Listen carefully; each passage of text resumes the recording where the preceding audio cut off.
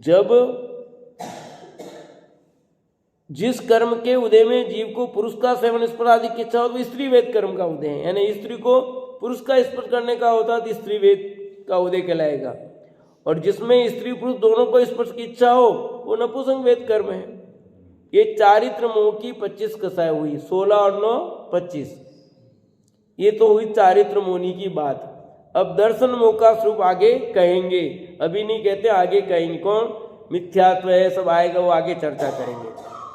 अब यहाँ देवायु का उदय जितने काल रहता है, आयु कर्म की बात करते हो, देवायु का उदय जितने काल रहता है उतने काल देव का शरीर आत्मा से नहीं छूटता, वह देवायु कर्म।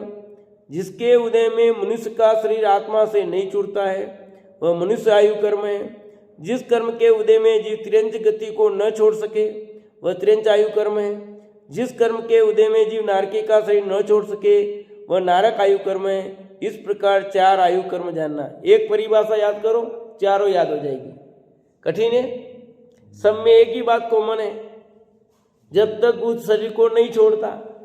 देव में गए तो देव का शरीर जब तक नहीं छोड़ेगा तब तक क्या है, देव कर्म का।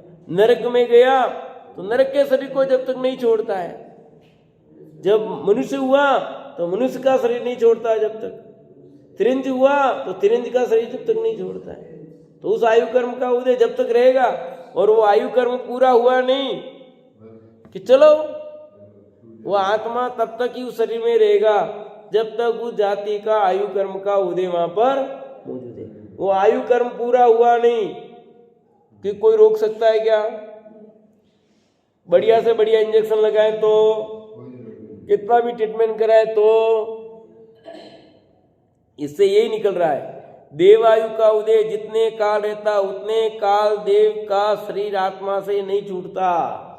छूटना चाहे तो भी नहीं छूट सकता है। हाँ, मनुष्यों में है व्यवस्था, मनुष्य में तो है, हत्या कर सकता है, कोई मार दे कर दे, पर देव में ऐसी व्यवस्था है ही नहीं। और नरक में भी नहीं है, पर मनुष्य और तिरंज में है व्यवस्था। किसमें है कि नहीं? कोई हत्या कर सकता है, फांसी पे लट सकता है, गोली खा सकता है, ऐसे छुटकारा पाने की स्थिति है। पर भाई ये आयु कर्म की बात चल रही है, आयु कर्म का समापन कर सकता है क्या वो? है किसी काल में नहीं कर सकता है। जितनी आयु बंदी उसको भोगनी पड़ेगी, वो तभी उसको मरने का भाव आएगा। न तो देव में छूटने का उपाय है, न मनुष्य में है, न तिरंज में है, न नारकी में है। इसलिए मैंने आपसे पूछा है, हाँ भरवाई पहले। ये भाई ऐसा नहीं है, न तो तिरंज से छुटकारा पा सकता है, न मनुष्य से छुटकारा पा सकता है। जितनी आयु उतनी भोगनी पड़ेगी। आप जहर खा लोगे और आयु शेष है तो वो जहर उल्टी होकर निकल जाएगा, कुछ ट्रीटमेंट में बच जाओगे, जहर लागू नहीं पड़ेगा, 50 चीज बन जाएगी। रेल की पटरी पे सो जाओ बच जाओ, रेल ऊपर से निकल जाए तुम सोते ही रह जाओ। समझ में आएगा नहीं है? आपकी आयु कर्म पूरी नहीं हुई तब तक तुम कुछ भी उपाय कर लो, वो नहीं हो सकता है। आयु कर्म पूरा हुआ नहीं कि आप कुछ करो चाहे मत करो, ऑटोमेटिक रवाना, यहाँ बैठे बैठे रवाना। हाँ साइलेंट अटैक का आजकल की भाषा थी तो साइलेंट अटैक आया, चले रवाना, क्या देर लगेगी? और कोई नहीं, कोई जरा भी खबर नहीं पड़ी, कोई नहीं, ये तो जाता रहा, यूं कसता जाता रहा। क्या आयु कर्म पूरी हुई? ये साइलेंट अटैक है और कुछ नहीं है। कैसे जाएगा भैया? आयु पूरी होने के बाद एक समय भी कोई नहीं रह सकता, किसी भी गति में हो, चाहे मनुष्य हो, तिरंज हो, देव हो, नारकी हो, कौन रोके? आज तक जाता से रहता, आज तक जाता से रहता, ही नहीं आता था, जाता कस्त रहता। आयु पूरी नहीं हुई कैसे चले जाते? कैसे चले जाते? कोई न कोई निमित्त बनता है, जाते के जाने का काल होता तो कोई निमित्त बनेगा नहीं, फिर वैसा ही योग बन जाएगा। हाँ तभी बनेगा, नहीं तो नहीं बनेगा। वो तो होती है, अन्य पर्याय में नहीं होती। मनुष्य तिरंज में, कर्म भूमि के मनुष्य तिरंजों में आयु कर्म उदीर्णा होती है, अन्य तीनों गतियों में पर तब भी आयु कर्म तो पूरा होगा तभी देंगे। उद्दीपना का मतलब एक साथ गिरने वाली हाँ, जो बस। व्यवस्था है वो उनमें नहीं है। इसमें है, त्रिंच में है, देव और नारकी में नहीं है। आपने हाँ हाँ हाँ बराबर। तो ये सब व्यवस्था जो है आप कर लो, परंतु आयु कर्म पूरे हुए बिगड़ नहीं होता। वो उदीर्णा भी तब भी नहीं होती है जब तक आपके आयु कर्म पूरा नहीं होगा, तब तक नहीं होगा। रत्नगढ़ सावकाचार में अकाल मृत्यु की बात लिखी, ठीक है, तो अकाल मृत्यु की बात लिखी। हम तो कहते अकाल मृत्यु होती नहीं, रत्नगढ़ सावकाचार में लिखी। देखो वहाँ विवक्षा पर, उस पर जो कहते हैं वही विवक्षा है। कोई विष खा करके, जहर खा करके और हत्या कर दे, वो उस अपेक्षा ही अकाल मृत्यु है। यानी हमारी अपेक्षा अकाल मृत्यु है, हमारे हिसाब से वो बचना चाहिए था, बचता। पर आयु कर्म की तरफ से बात करें, भगवान सर्वज्ञ की तरफ से बात करें, तो उसकी आयु उतनी थी, वो पूरी आयु करके मरा है, एक समय भी पहले नहीं मरा है, इसलिए अकाल मृत्यु नहीं होती कहा जाता है। अकाल मृत्यु हुई कहा जाते हैं वो इस अपेक्षा से कि कोई विष खा के मर गया, कोई आत्महत्या करके मर गया, ऐसे मरण होता है। असामयिक जो मृत्यु होती है उसको हम अकाल मृत्यु कहते हैं। कोई मार दिया उसने, तो सामान्य रूप से तो मरता नहीं, हमारी तो ही आया, बिना उसके नहीं आता है, उसके बिगड़ तो आ ही नहीं सकता। उसकी आयु पूरी तो ही किसने मारा है, उसकी आयु पूरी तो जहर खा के मरा है, नहीं तो मरता ही नहीं हो। सामने वाले मारने का भाव है पर बच जाए वो, ऐसा होता है। पर वो हमारी अपेक्षा, हमारी हिसाब से वो और जिंदा रहता, पर वो मर गया, तो हमारी भाषा के हिसाब से उसको अकाल मृत्यु कहते हैं। पर आयु कर्म की अपेक्षा से बात करें और जिनेंद्र भगवान सर्वज्ञ की केवल ज्ञान की दृष्टि से बात करें तो रंच मात्र भी अकाल मृत्यु नहीं है, वो अपने स्वकाल में ही मरा है। रंच मात्र भी अकाल मृत्यु नहीं हुई है, ऐसा।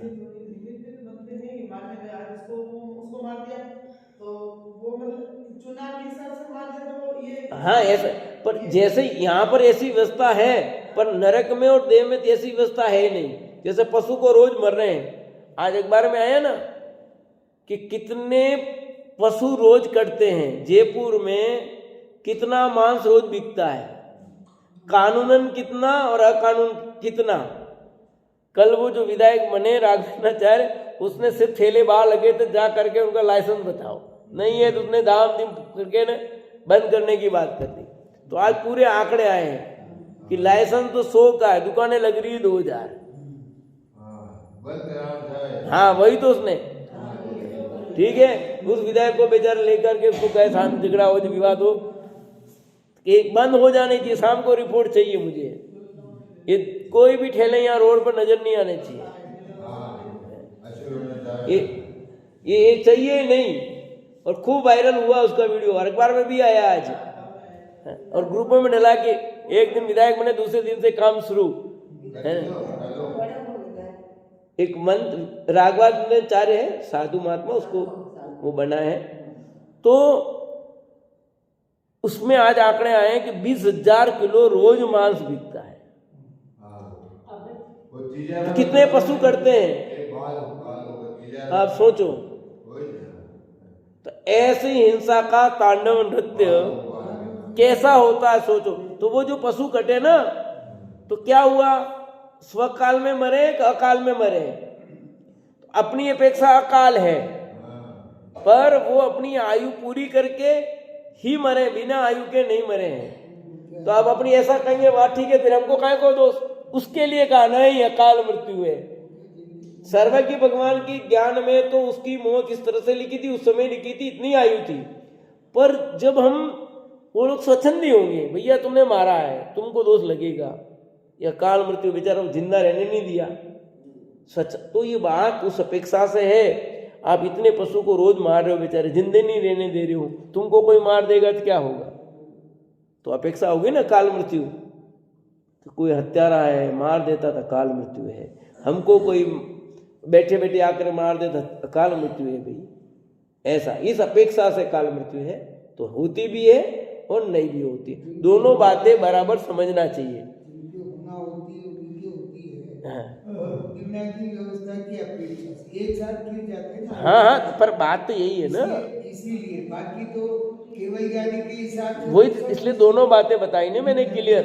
गिरना भी बात वही है, उदीर्णा तभी होगी जब आपका ऐसा होगा, उसके बिगड़ कहाँ होगा। आपकी आयु बिना उसके उदीर्णा होती नहीं।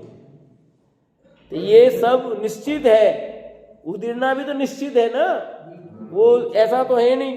तो भगवान के ज्ञान में वो भी तो जल की है, तुम्हारे कहने से थोड़ी हुई है वो। मिलेगा, गिरना हो जाएगा। बिल्कुल पक्का है। तो यहाँ पर ये 4 आयु कर्म की बात आई, इसलिए अपन ने इतनी बात की। तो आयु कर्म जब पूरा होगा तो आपको जाना ही है, कोई बचा सकता नहीं। इसलिए अपन मेरी भावना में भी बोलते हैं, क्या बोलते हैं, लाखों वर्षों तक जीऊं चाहे मृत्यु मुझे डर नहीं है। क्यों? आयु कर्म जब पूरा होना तब ये पर्याय छोड़नी है। तो मेरे चाहने से मैं रहूंगा नहीं, मेरे चाहने से मैं जाऊंगा नहीं, फिर भगवान मौत दे दे क्यों कहूं मैं? समझाई नहीं बात? ये भगवान मौत दे दे ठीक है, मतलब तो हुआ ही नहीं हुए, यो रोजसो तो सहन ही नहीं वीरो दुख तो मने। हाँ, यो भगवान मौत भी नहीं दे रही है, अब भगवान मौत देगा क्या? तो जिसको ये स्वरूप समझ में आ जाए वो ऐसी बात नहीं मुख से बोलेगा, मुख से भी नहीं बोलेगा। नहीं आई बात समझ में? पीछे क्या आई बोलो, क्या आई समझ में? भगवान मने संभाल लीजिए, ऐसे शब्द मुख से नहीं निकलते उसके। जिसको ये बात समझ में आ जाती है कि आयु कर्म पूरा होने पर ही जाएगा, 1 सेकंड पहले आगे पीछे नहीं होगा, जिसकी बात समझ में आएगी वो कभी भी ये नहीं कहेगा हे भगवान मुझे संभाल ले, मैं मर जाऊं, मैं ये कर दूं, फलना कर दूं, ढेका कर दूं, कुछ भी नहीं कहेगा वो। क्यों? उसको पक्का विश्वास हो। उसको जिसको पक्का विश्वास नहीं, अधूरा अधूरा सुना, उसको तो सब निकलेगी। हाँ, मर जाऊं, जहर खाई लूं, है भले जिनवाणी सुनी हो, पर उसको विश्वास नहीं हुआ है ना, तो वो ऐसी भाषा बोलेगा। वो भगवान हमारे नहीं है, मने मने हमारे मने बुलाई ले तो ठीक रहे, तो बोलते नहीं बोलते? जब बीमारी से ग्रस्त हो जाता आदमी तो क्या करता फिर? ऐसे ही शब्द बोलता हो। पर जिसने जिनवाणी को समझा चित्र, वो बीमारी से ग्रस्त भी होगा तो भी ऐसी भाषा नहीं बोलेगा। अच्छी तरह से समझा तो कि आयु पूरी हुई है तो जाएंगे, नहीं हुई है तो जाएंगे ही नहीं। सड़ते रहो भले बिस्तर में। होता कि नहीं होता है? ऐसी बुरी दशा हो जाती है कि कोई पहचानने लायक नहीं है, पहचान ही सकते, कुछ नहीं है, कुकड़ा होकर के पड़े हैं, कोई कुछ नहीं, कुछ समझ में नहीं है, क्या कुछ समझ में नहीं आ रहा है, कुछ नहीं हो रहा है, तो भी पड़े रहना पड़ेगा। और आयु पूरी हो गई फिर, इसलिए एक शब्द और भी नहीं बोलना, बापरा ने भगवान हम ले तो ठीक रहते। ये शब्द भी गलत बोलते हो आप लोग, समझाएंगे नहीं? भगवान हम ले तो भगवान यूज काम करे, बैठो बैठो, बाप लोग घणो दुखी वीरो अने भगवान हम ले तो ठीक रहते। कई तरह लोग री भाषा में यूज बोलना पड़े, कई सारी दुनिया बोलते हैं, तू भी ऐसा बोल रहा है तो क्या मतलब रहा फिर? ये आप पढ़ रहे हो, ये आप आयु कर्म का स्वरूप समझ रहे हो। आयु कर्म का स्वरूप समझने के बाद भी यदि हमारी लैंग्वेज यही रहेगी तो क्या मतलब है फिर? है बापड़ा ने भगवान हम्बा ले तो ठीक कर दो, हम्बा ली तो बढ़िया की दो, है ये क्या है? भगवान समझता है कि आयु कर्म उसका पूरा हो गया। तो ये चीजें आपको इस आयु कर्म का स्वरूप समझने से सीखना चाहिए। गलत कह रहा हूं नहीं कह रहा हूं? क्या सुमन दीदी आया ख्याल में कि नहीं? पर कई घर निकल जाऊं, नहीं निकले चित्रा बहन, निकले नहीं निकले? ये निकल जाता वही तो गड़बड़ है। क्यों निकलता है? इसलिए अभी तक पक्का श्रद्धान हुआ, अभी तक अटूट विश्वास, सच्ची बात समझ में आई नहीं है। सच्ची बात एक बार में समझ में आनी चाहिए, पर आती नहीं है। आ जाए तो फिर निकलेगी, आई नहीं इसलिए निकलती है। सही कह रहा हूँ गलत कह रहा हूँ पीछे? ये चीज ये कह रहे ना, आयु मनुष्य आयु का काल पूरा हुआ तभी आत्मा से उसमें से निकलेगा, नहीं निकलेगा। इसलिए चारों परिभाषाएं अच्छी तरह समझनी चाहिए। वापिस पढ़ता हूं, देखो, देवायु का उदय जितने काल रहता है उतने काल देव का शरीर आत्मा से नहीं छूटता। जितने काल तक देवायु का उदय रहेगा तब तक उस आत्मा को उस देव शरीर में रहना पड़ेगा। इसी तरह जितने समय मनुष्य आयु का उदय उतने समय तक उसको मनुष्य शरीर में रहना पड़ेगा। जितने समय तक उसके तिरंज आयु का उदय उतने समय तक तिरंज शरीर में रहना पड़ेगा। तिरंजों में भी अलग अलग जो भी हो, ऐसे नरक में भी जितना नरकायु का उदय उतने समय तक नरक के शरीर में रहना पड़ेगा, उसके पहले छुटकारा नहीं होगा। अब नार के जीव तो छूटना ही चाहते हैं, उसमें से हटना ही नहीं चाहते हैं, पर मजबूरी है, हट ही नहीं सकते हैं। भले तिल तिल करे दे के खंड असुर बिड़ावे दुष्ट प्रचंड, पूरे शरीर के टुकड़े टुकड़े हो जाए तो भी वापस जुड़ते हैं। वो मरण नहीं है उनका। आपके शरीर के टुकड़े टुकड़े हो जाए जुड़ेंगे नहीं, पर उनके तो पारे की माफिक वापिस जुड़ जाते हैं। वो तो बिखर जाए वापस जुड़ जाएंगे। अब नाम कर्म की बात करते हैं। वर्ण चतुष्क आयु कर्म के कोई प्रश्न तो नहीं है, क्लियर हो गई ये बात? आगे बढ़ते हैं। नाम कर्ण वर्ण चतुष्क, उसमें स्पर्श की 8, जिसके उदय में शरीर कठोर हो वह कठोर कर्म है, शरीर कोमल हो वह कोमल कर्म है, शरीर भारी हो वह भारी कर्म है, शरीर हल्का हो वह हल्का कर्म है, शरीर उष्ण हो वह उष्ण कर्म है, शरीर शीतल हो वह शीतल कर्म है, शरीर चिकना हो वह चिकन कर्म है, शरीर रूखा हो वह रुक्ष कर्म है। ठीक है। नाम कर्म की जो प्रकृतियां, कितनी प्रकृतियां नाम कर्म की? टोटल 93 प्रकृतियां हैं। उसमें स्पर्श रस गंध वर्ण की पर्याय, तो स्पर्श की 8 पर्याय। तो ये शरीर आपका बहुत भारी है। किसने किया भारी? क्या आपके भारी नाम कर्म का उदय है? आपका शरीर गर्म है, उष्ण नाम कर्म का उदय है। आपका शरीर ठंडा है तो शीतल नाम कर्म का उदय है। ये सब समझना, ये इससे ही निकलता है। जिसके उदय से शरीर कठोर हो, कठोर है शरीर बहुत, तो कठोर कर्म का उदय है। शरीर कोमल है बहुत, तो कोमल कर्म का उदय है। भारी है शरीर, गुणों भारी, भारी कर्म का उदय है। हल्का है तो हल्का कर्म का, शरीर उष्ण है तो उष्ण कर्म का, शरीर शीतल है तो शीतल कर्म का उदय है। चिकना है, इसका शरीर तो जोरदार चिकना है तो चिकना कर्म का उदय है। किसी का खुरदरा होता रुकू भी गो, ठंड में सब रुका हो जाता ना शरीर, तो रुक्ष कर्म का उदय उस समय ज्यादा रुका होता है।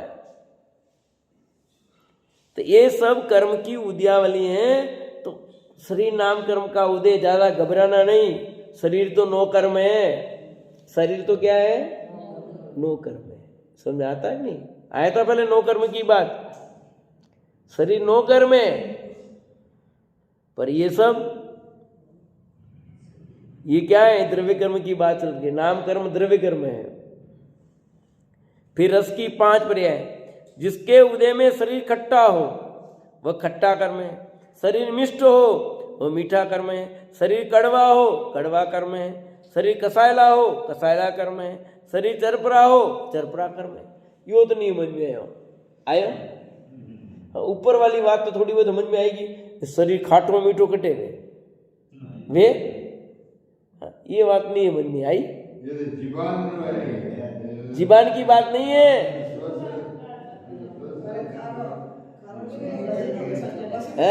शरीर का स्वाद नहीं होता। शरीर पुद्गल है, उसमें भी टेस्ट होता है भाई। आपको कभी कभी कड़वापन लगता शरीर में, लगता कि नहीं लगता है? कड़वा कड़वा लगता है, कभी मीठा लगता है, कभी कैसा लगता है। मीठा खाओ मीठा लगे वो नहीं, यहाँ वो बात नहीं है। जिसके उदय में शरीर खट्टा हो जाए, आपका खट्टी खट्टी डकार आती कि नहीं आती? खटास खटास हो रहा है, शरीर मीठा हो, शरीर कड़वा हो, शरीर कसायला हो, तो ये सब भी कौन सा नाम कर्म, रस नाम कर्म का उदय है। शरीर नाम कर्म में रस नाम कर्म का उदय है। ये ऐसा क्यों होता है? तो ये सब नाम कर्म का उदय शरीर में। गंध की भी दो भेद हैं, जिसके उदय से शरीर में सुगंध वो सुगंध कर्म, जिस शरीर में दुर्गंध हो वो दुर्गंध। शरीर से सुगंध भी आती है, दुर्गंध भी आती है, आती नहीं आती है, इसी कर्म का उदय है। वर्ण कर्म के 5 भेद फिर, जिसके उदय में शरीर लाल हो वह लाल कर्म, जिसके उदय में शरीर नीला हो वह नीला कर्म, जिसके उदय में शरीर श्याम हो वह श्याम कर्म, जिसके उदय में शरीर पित्त हो वह पित्त कर्म, जिसके उदय में शरीर श्वेत हो वह श्वेत कर्म। अब शरीर का जैसा कलर है शरीर नाम कर्म के उदय से है, उसमें वर्ण कर्म का उदय आपके शरीर का जो भी कलर है, ये मोटे 5 भेद है भाई। क्योंकि मुख्य रूप से 5 रंग बताए, इन 5 रंगों से हजारों रंग बनते हैं, तो हजारों कलर हो गए तो हजारों कर्म भी हो गए। मोटे तौर पर कर्म की 148 प्रगति गिनाई है, सचमुच तो अनंत कर्म है। कितने? अनंत कर्म है, एक एक जाति। अब त्रिंच आयु से त्रिंच कर्म कह दिया, अब त्रिंच में मच्छर कैसे बनेगा फिर वो? तो मच्छर नाम कर्म का शरीर का उदय होगा तब तो मच्छर बनेगा। त्रिंच आयु कर्म से त्रिंच गति हो गई, पर मच्छर किससे बना? मच्छर नाम कर्म का उदय होगा ना, तब मच्छर का शरीर मिलेगा कि नहीं मिलेगा? और मच्छरों में कितने प्रकार है? मच्छर एक प्रकार का है क्या है? कितने प्रकार के मच्छर हैं? मक्खी भी एक प्रकार की है क्या? कितने प्रकार की मक्खियां हैं? मधुमक्खी एक प्रकार की है, उसमें भी अलग अलग प्रकार है। तो अब उस जाति का उसके कर्म का उदय होगा तब तो होगा ना, उस शरीर नाम कर्म का वैसा उदय होगा तभी बनेगा, उसके बिना बन सकता है वो शरीर? उस जाति का वैसा उस जीव ने पहले मैंने कहा था ना भाव के, उस टाइप का उस जीव का भाव हुआ होगा तब तो हुआ। तो भाव कर्म भी और द्रव्य कर्म भी, दोनों बात है। ये पेड़ हुए तो वनस्पति कितने प्रकार की वनस्पति है? कितने भेद योनि कितनी है वनस्पति की? 10 और 14 और 10 24 है, टोटल 24 है। 10 तो खरी बड़ी बड़ी गिनो तो भी, यूं तो 14 और 10 24 है, तो 24 लाख। आप देखो फिर कितनी वनस्पति है। अब एक एक का प्रकार कैसे जाएगा वो? आम ही क्यों हुआ वो? नींबू का पेड़ ही क्यों हुआ वो? संतरे का ही क्यों हुआ? ये केला ही क्यों हुआ है? तो उस कर्म का आपका जो परिणाम था ना, उस जाति का, उस जाति उस कर्म का जो परिणाम हुआ वो बंद हुआ तो वो शरीर मिला। उसमें बोलो तो क्वालिटी यानी परिणामों की कितनी विचित्रता होगी, बारीकी से देखो। नहीं आया समझ में? आ रहा कुछ पीछे? मम्मी, एक जीव नींबू हुआ, एक संतरा हुआ, एक आम हुआ, एक केला हुआ, एक नीम हुआ, एक अशोक वृक्ष हुआ, तो ये सब अलग अलग जाति में हुए तो उतनी जाति के परिणाम होंगे तब होंगे ना। और मोटे तौर पर जैसे कहा कि सरल परिणाम से मनुष्य हुआ, शुभ भाव से देव गति में गया, मायाचार से त्रिंच हुआ, अशुभ भाव से नरक गया। ये सामान्य मोटा भेद है, पर इस भावों में कितना भेद होगा। और उसके साथ द्रव्य कर्म भी, जितना भाव कर्म उतना द्रव्य कर्म बनेगा, जितना द्रव्य कर्म उतना भाव कर्म। कितना भेद है आप समझो। इसलिए अनंत भेद, अनंत परिणाम, अनंत प्रकार के परिणाम, अनंत प्रकार का कर्म। क्यों हुआ? मनुष्य में भी आप कितने भोग भूमि का मनुष्य, कर्म भूमि का मनुष्य, कर्म भूमि में मनुष्य में भी कितने भेद, एक ही प्रकार का तो नहीं है। फिर अलग अलग जगह, अलग अलग क्षेत्र, सबके अलग अलग कर्म की उदयावली, तभी तो होता। आप उदयपुर में ही क्यों जन्मे, दूसरी जगह क्यों नहीं जन्मे? उनके घर ही क्यों जन्मे, उसके घर दूसरे के घर क्यों नहीं जन्मे? तो सब बिल्कुल कर्म ऐसे बंधे, उसके साथ संबंध होगा तब तो होता है। कई बार कहते ना, ये एक ही घर में सब इकट्ठे हुए ठीक हुआ, दूसरा घर बिगाड़ते एक ही घर में, तो ऐसा क्यों हुआ? उसी प्रकार के कर्म बांधे थे सबने, तो वो एक जगह इकट्ठे हो गए। वर्ण कर्म के 5 भेद हो गए। इस प्रकार स्पर्श, रस, गंध, वर्ण, ये वर्ण चतुष्क कहलाते हैं। क्या कहलाते हैं? स्पर्श, रस, गंध, वर्ण, ये वर्ण चतुष्क कहलाते हैं। 4 हो गए ना, 4। तो ये यहाँ लिखा वर्ण चतुष्क, ठीक है। नाम कर्म वर्ण चतुष्क। वर्ण मने रंग होता, पर अंतिम में वर्ण आता है, इसलिए इसका नाम लिख दिया वर्ण चतुष्क। कभी आदि दीपक, कभी मध्य दीपक होता, कभी अंत दीपक होता, अंत दीपक के हिसाब से इसका नाम लिख दिया वर्ण चतुष्क। बाकी इस पर रस, गंध, वर्ण, तो अंतिम में वर्ण आया, उसकी अपेक्षा इसका नाम रख दिया वर्ण चतुष्क।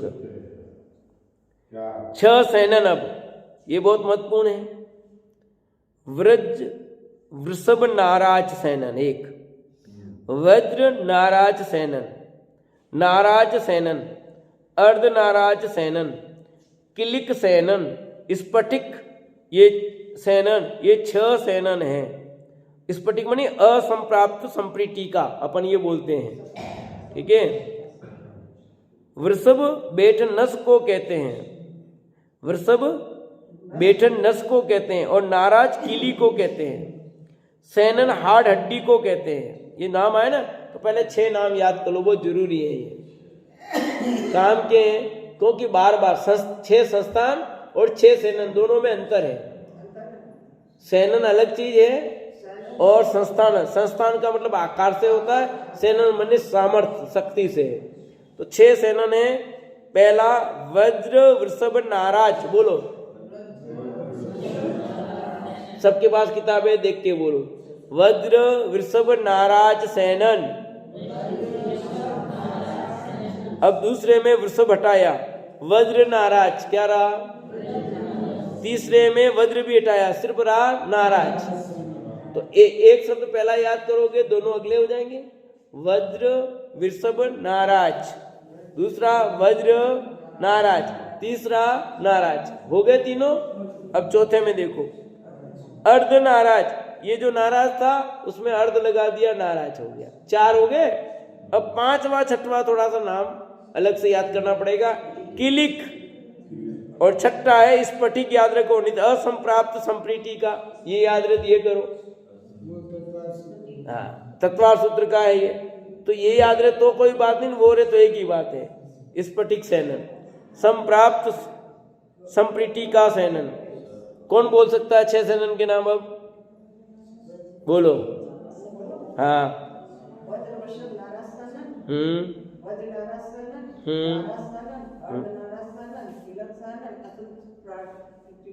बहुत बढ़िया, बोलोगे सरो दीदी? बहुत इजी हो गया ना, इतने याद करा दिया ना। हाँ बोलो।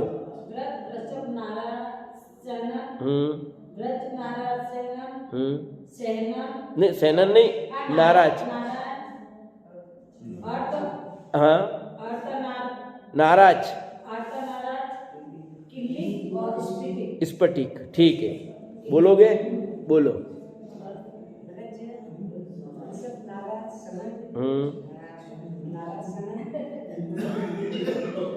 नाराज अकेला नहीं, एक शब्द रह गया, वज्र, नाराज, सैनन।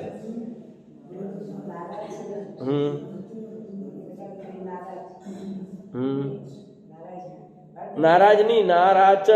नाराज होना तो नाराज होना अलग होता है, नाराज। हाँ हाँ, स्फटिक, ठीक है। एक 6 इधर से कोई बोलेगा? सब आ रहा है, नीचे सब खुलासा कर रहे हैं, इसलिए अपन उस शब्द का अर्थ खुलासा नहीं करें। एक बार सिर्फ आपको नाम याद करा रहा हूँ, एक एक का मतलब नीचे दे रहे हैं। अपन सिर्फ नाम पहले याद कर लो, अर्थ यहाँ दे, तब अभी अर्थ भी समझ लो, फिर बात करते हैं। देखिए, वृषभ बेठन नस को कहते हैं, वृषभ का अर्थ नस, नाराज कीली को कहते हैं, तथा सैनन हाड़ को कहते हैं। इस प्रकार जिसके उदय में नस, हाड़, कीली, वज्रमयी हो, वह वज्र, वृषभ, नाराज सैनन है। ठीक है, जिसकी नस भी, हाड़ भी और कीली भी, तीनों चीज कैसी हो? वज्र, वज्र माने कठोर, एकदम मजबूत, बहुत मजबूत। हाँ, व्रज वृषभ नाराज सैनन। तो कैसा है शरीर उसका? वज्र जैसा मजबूत।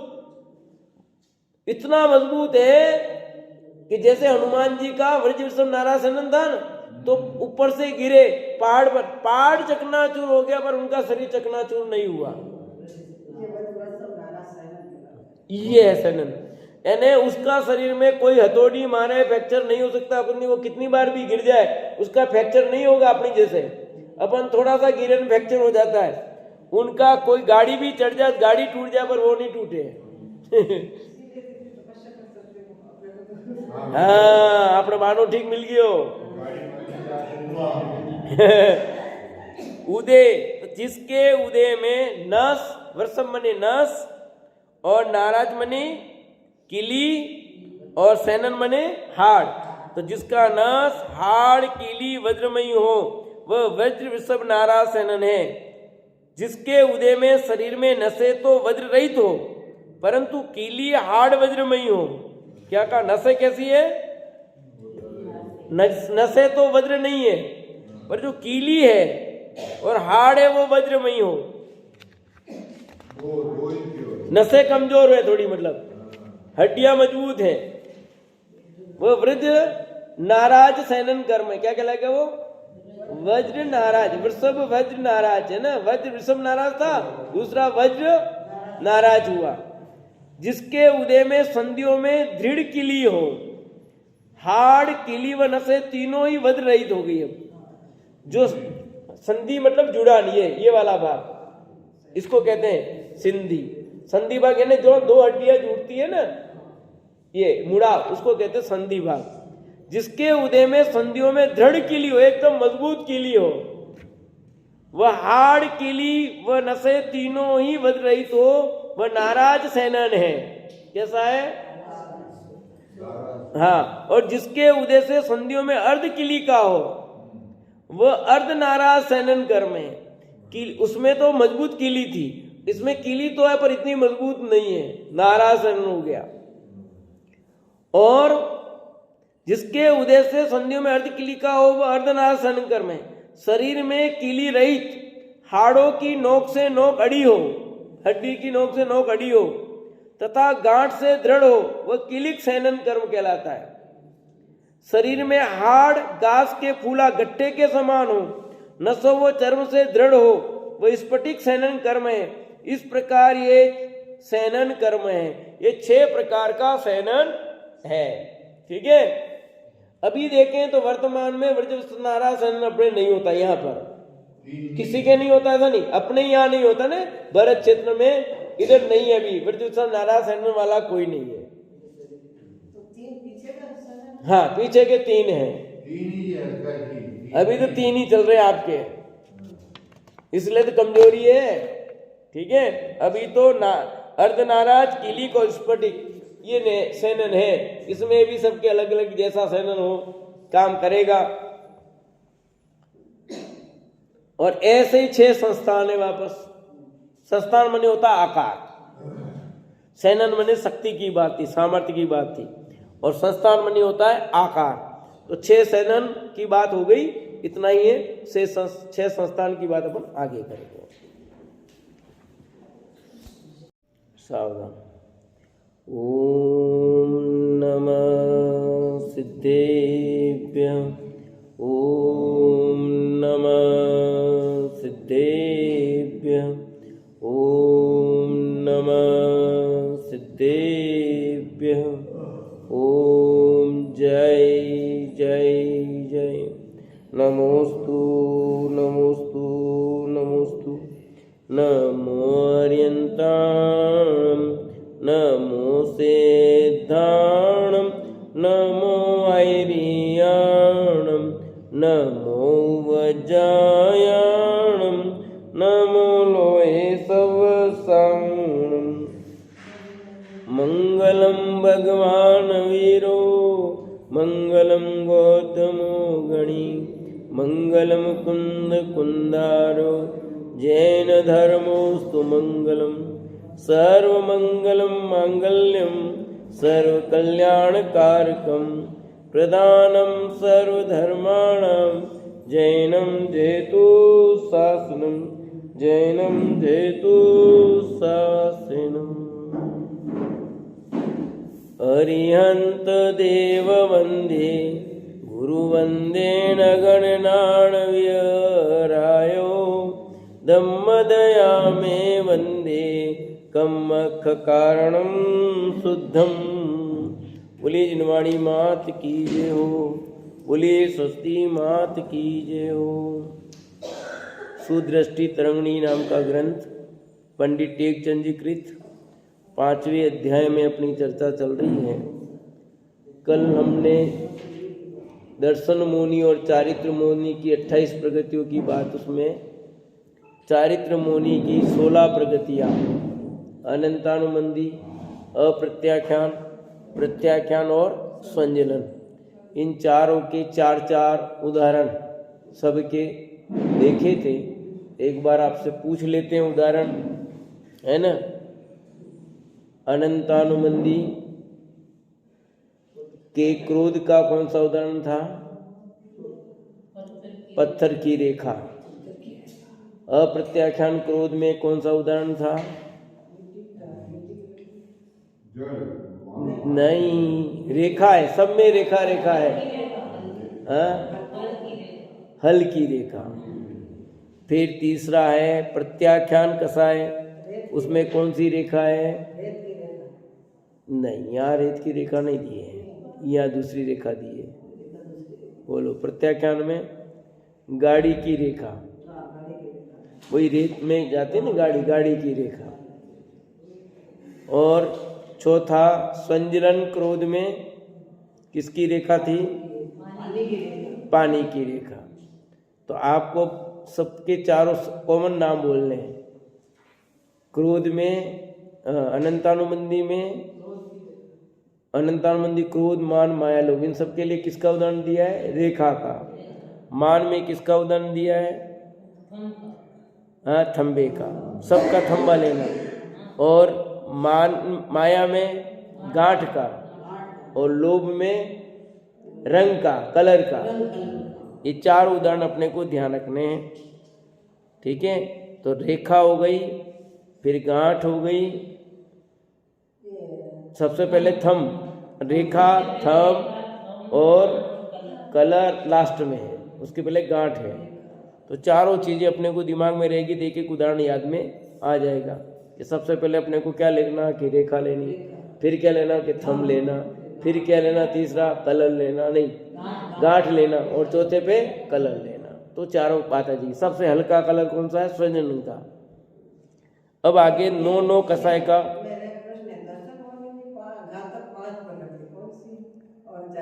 दर्शन मुनि की 3,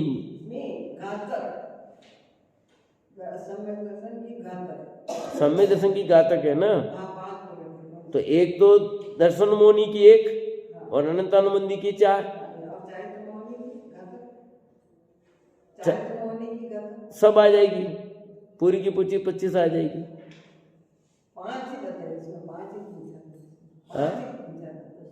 5 क्यों? तो 5 तो उन्होंने हिसाब से लिए। एक तो अनंतर प्रत्याख्यान, प्रथम संजलन, और एक 9 कसा, ऐसे 4 1 5, ऐसे 4 तो योगी और एक 9 कसा, ऐसा 9 कसाए। अब उसकी चर्चा करते पेज नंबर 79 पे।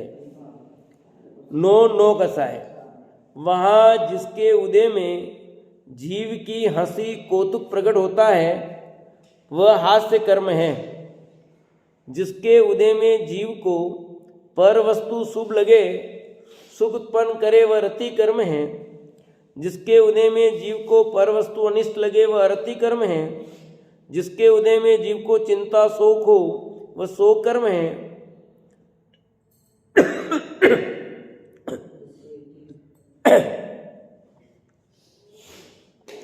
जिस कर्म के उदय में जीव का हृदय कंपायमान हो, पर वस्तु से भय उत्पन्न हो वह भय कर्म है। जिस कर्म के उदय में जीव को पर वस्तु देखकर ग्लानि उत्पन्न हो वह जुगुप्सा कर्म है। जिस कर्म के उदय में जीव को स्त्री का स्पर्श आदि करने की अभिलाषा हो वह पुरुष वेद कर्म है। जिस कर्म में उदय में जीव को पुरुष के सेवन स्पर्श आदि की इच्छा वो स्त्रीवेद कर्म है।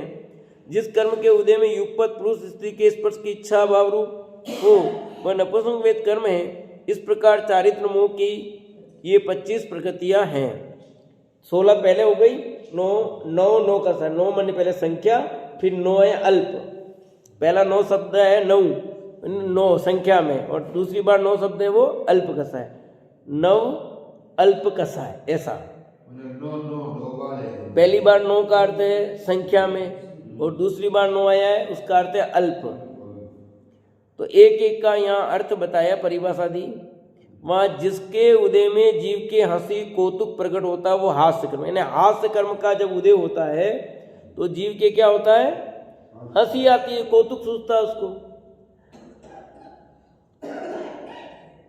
तो स्वाध्याय में हंसी आती है तो उसमें भी हास्य कर्म का उदय होगा, ऐसा नहीं कि नहीं होगा। जिसके उदय में जीव को पर वस्तु शुभ लगे, सुख उत्पन्न करे वह रति कर्म है। रति कर्म किसको कहना, कि जिस उस रति कर्म का जब उदय होता है तो पर वस्तु शुभ लगती है, अच्छी लगती है। और जिसके उदय में जीव को पर वस्तु अनिष्ट लगे वो अरति कर्म है। एक में इष्ट लगना और एक में अनिष्ट लगना, एक में अच्छी लगना और एक में बुरी लगना। जिसके उदय में जीव को चिंता शोक होता हो, मरण मौत हो गया, कोई ऐसी घटना घटी है जिसमें चिंता होती है, तो वो शोक कर्म का जब उदय होता तब होता है ऐसा। शोक कर्म का उदय नहीं हो, कोई मर भी जाए तो कुछ नहीं हुए, ऐसा होता है क्या? हाँ, शोक कर्म का उदय नहीं हो तो आप कुछ भी होगा, कुछ नहीं होगा। जिस कर्म के उदय में जीव का हृदय कंपायमान हो, पर वस्तु से भय उत्पन्न वो भय कर्म है। अब पर वस्तु से भय उत्पन्न हो भय कर्म का उदय, तो भय कर्म का उदय नहीं हो तो डर बिल्कुल नहीं लगेगा, कुछ भी हो जाए, कितना भी भयानक वस्तु सामने हो तो भी भय नहीं लगेगा उसको। भय कर्म का उदय होगा तो इसको भय लगना। जिस कर्म के उदय में जीव को परवस्तु देखकर ग्लानि उत्पन्न हो जुगुप्सा कर्म है। ग्लानि, कोई चीज ऐसी देखते हैं जिससे ग्लानि उत्पन्न होती है, तभी होती है जब ग्लानि कर्म का यानी जुगुप्सा कर्म का उदय हो। जिस कर्म के उदय में जीव को स्त्री का स्पर्श आदि करने की विलासा वो पुरुष वेद कर्म है। जब पुरुष वेद कर्म का उदय होता है तो ही स्त्री को स्पर्श करने का भाव है।